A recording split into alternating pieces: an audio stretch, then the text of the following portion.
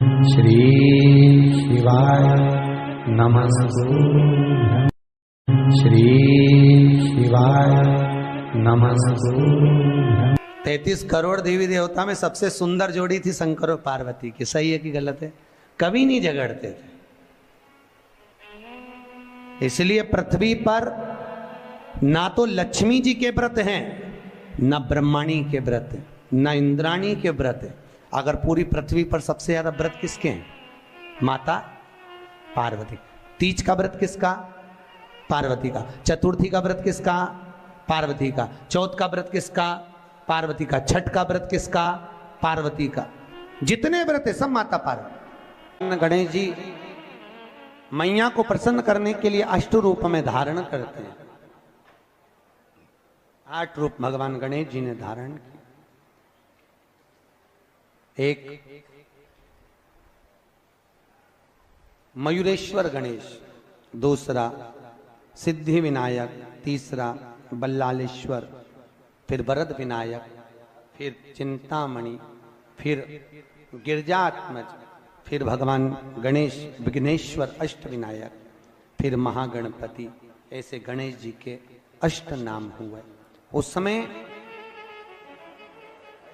तिजोरी के अंदर जो गणेश की प्रतिमा रखी जाती है किस नाम से रखी जाती है? तो तिजोरी में हम जो गणेश की प्रतिमा रखते हैं वो वरद विनायक के नाम से रखते हैं। कौन सा गणेश? वरद। वरद विनायक के नाम से तिजोरी में गणेश रखते हैं।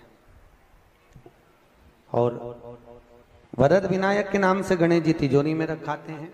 आपको कथा में कहा था, घर में सीधी सूंड का गणेश और व्यापार व्यवसाय ऑफिस में उल्टी सूंड का गणेश होना चाहिए। वरद विनायक को तिजोरी में। जब मकान का गृह प्रवेश होता है तो गणेश जी की पूजन जो दरवाजे पर करी जाती है उसे सिद्धि विनायक गणेश कहते हैं। कौन सा गणेश? सिद्धि विनायक। जब हम घर में शुभ कार्य हो, बंदर बाल लगाएं, कोई दरवाजे पर शुभ लाभ लगाएं या स्वस्तिक बनाएं या माताएं दरवाजे पर रंगोली डाले तो उसी समय पर सिद्धि विनायक के नाम से रंगोली डालना चाहिए। तो घर में लक्ष्मी बढ़ती है, सिद्धता बढ़ती है। याद रखिए, कभी भी गणेश जी को, मिट्टी के गणेश जी लाते हो भादो महीने में, तो विसर्जन करो तो विसर्जन के समय पर 2 बिंदी, एक कंकु की एक हल्दी की, दीवार पर जरूर लगा देना चाहिए। क्यों? क्योंकि गणेश जी हमारे यहाँ आते हैं तो रिद्धि सिद्धि के साथ आते हैं। पर जब गणेश जी जाते हैं, अगर हम बिंदी नहीं लगाते हैं तो गणेश जी अपनी रिद्धि सिद्धि को साथ में लेकर चले जाते हैं। पति के साथ पत्नी वापिस चली जाती है।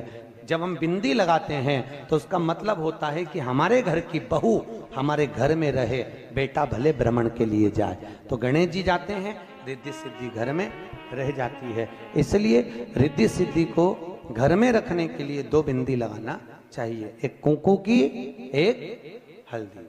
रिद्धि सिद्धि। गणेश जी की प्रियता है दुर्वा। क्या प्रियता है? दुर्वा। कितनी दुर्वा गणेश जी को समर्पित करी जाती है? मात्र 5। कितनी? आज के जमाने में लोग गट्ठा बनाकर चढ़ा दें, वो अपनी जगह पर 5 दुर्वा पंचम इंद्रियों को वश में करने के लिए और भगवान के 5 जो स्वरूप हैं उनको अपने भीतर उतारने के लिए 5 दुर्वा। और दुर्वा में भी 3 गांठ। जब दुर्वा समर्पित करी जाती है तो उसमें नीचे दुर्वा की डंडी पर गांठ रहती है, 3 छोटी छोटी गांठें होना चाहिए। चतुर्थी का जो व्रत करने वाली होती हैं, जो चतुर्थी का पूजन करने वाली होती हैं, उनके भीतर का एक भाव होता है कि जैसे ही शाम का समय आए चंद्रदेव का पूजन करें। चंद्र जब प्रकट हो जाए, कलश भर लिया, उसके नीचे आखा दाना रख दिया, चावल गेहूं जो भी आप रखते हो पूजन के लिए, ऊपर पात्र आदि रख दिया, जलाशय, फिर अपन ने घी का दिया लगाकर पूजन भी कर ली। तो जो चतुर्थी का पूजन करने वाली होती है, जो चतुर्थी का नियम व्रत धारण करने वाली होती है, बड़ी बड़ी चतुर्थियां करती हैं या उसका नियम धारण करती हैं, तो चतुर्थी का जो पूजन करती है वो किस चीज के लिए होता है? केवल संतान, पुत्र, परिवार, हमारा कुटुंब, हम जिस कुल में हैं, हमारा कुल वैभव की ओर बढ़े, संपदा की ओर बढ़े और उसकी आयु बढ़े, उसकी आयु बढ़े, वैभव बढ़े। बहुत ध्यान दीजिएगा महाराज। चतुर्थी की पूजन में जो आप आखा दाना रखते हो, गेहूं वगैरह कुछ भी जो रखते हो, उसकी बड़ी महत्वता होती है महाराज। यहां तक कहा गया है, चतुर्थी की कथा तो आप लोग पढ़ते होंगे, जो लोग पढ़ते हैं उनको मालूम होगा। चतुर्थी की कथा में लिखा है, चौथ माता के व्रत में वर्णन किया गया है कि वो आखा दाना जो रखा जाता है, मान लो कोई जरूरी काम होता है तभी आखा दाना को रखा जाता है, संभाल के रखते हैं कि हम इस काम के लिए जा रहे हैं और हमारा ये कार्य सफल होना चाहिए। तो जिसने चतुर्थी का व्रत करा है, जिसने चंद्रदेव का पूजन करा, चतुर्थी का व्रत करा, वो गणेश जी से विनती करके वहां से 2-4 आखा दाना उठा ले, और जो व्यक्ति का काम अटक रहा है अपने ही घर का, पर दूसरे कुल को नहीं देना, अपने ही कुल के अंतर्गत जो काम अटक रहा है उसकी जेब में, उसके पल्लू में उस चीज को रख दिया जाए।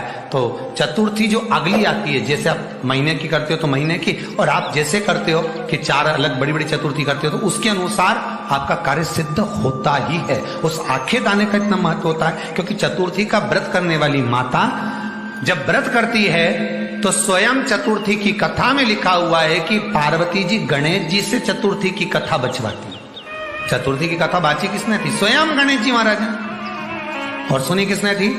माता पार्वती। बाचने वाले गणेश जी थे, सुनने वाली माता पार्वती थी। तो चतुर्थी की कथा जब होती है तो उसको स्वयं गणेश जी बाच रहे हैं। तो व्रत कौन सुन रही है? माता पार्वती। और आपने जो आखा दाना लिया वो गणेश जी के भाव से लिया, गणेश जी से निवेदन करके, विनय करके, प्रार्थना कर उसको प्राप्त किया। जितने आस्था चैनल पर कथा सुन रहे हो, जितने फेसबुक और यूट्यूब पर सुन रहे हो, और जितने इस छत्तीसगढ़ की पावन धरा पर बैठकर सुन रहे हो, बहुत सावधानी से सुनना। एक छोटा सा कपूर का टुकड़ा जब आरती में जलाया जाता है तो ये कपूर क्यों जलाते हैं? इस कपूर का महत्व क्या है? इस कपूर का कारण क्या है? ये कपूर है कौन जिसको हम आरती में जलाते?